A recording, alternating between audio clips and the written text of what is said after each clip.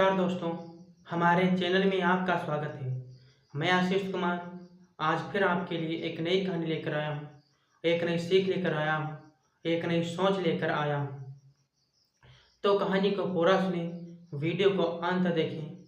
तो दोस्तों, इस कहानी में समझेंगे कि ईश्वर कहाँ रहता है, वास्तव में ईश्वर का निवास कहाँ पर है। किसी ने कहा है कि अगर खुदा खुद में नहीं तो कहीं पर भी नहीं है। तो दोस्तों, आज मैं आपके लिए बहुत ही अच्छी कहानी लेकर आया हूँ। तो कहानी को पूरा सुने, वीडियो को अंत तक देखें। तो आइए दोस्तों, अब मैं कहानी की ओर आपको ले चलता हूँ। जैसे कि एक जंगल था, उस जंगल में एक संत कुटिया बनाकर रहते थे और उसी जंगल में एक डाकू भी रहता था। लेकिन संत के पास एक बहुत ही कीमती हीरा था। जब डाकू तक यह बात पहुंची तो डाकू ने निश्चय किया कि मैं संत को बिना कष्ट दिए ही संत से हीरा प्राप्त कर लूँगा। उसने बहुत से प्रयत्न किए, बहुत सा प्रयास किया, मगर वह हीरा नहीं प्राप्त कर पाया। फिर एक व्यक्ति ने उस डाकू को सलाह दी कि आप साधु का वेश बनाकर जाएं और संत की कुटिया में रहने लगे, तब शायद आपको हीरा प्राप्त हो जाएगा। तो उस डाकू ने यही किया।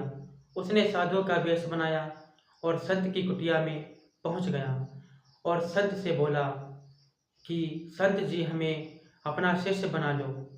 तो संत सोचने लगे कि यह काम करेगा जो भी कुछ है और भजन करेगा, तो चलो इसको अपना शिष्य ही बना लेते हैं, शिष्य हैं भी नहीं हमारे।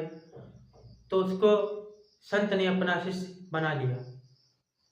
होता क्या है, जब संत बाहर चले जाते थे कुटिया से, तो वह डाकू उनके बिस्तर के पास हीरा ढूंढने लगता था।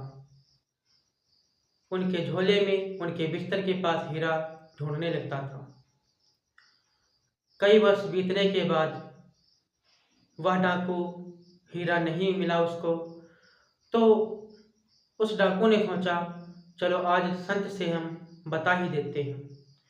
तो उस डाकू ने संत से आखिरकार कह दिया कि संत जी, मैं कोई साधु नहीं हूँ, मैं एक डाकू हूँ, इसी जंगल में रहता हूँ और मुझे जब पता चला कि आपके पास हीरा है तो उसी हीरा को प्राप्त करने के लिए मैं आपके पास आया था।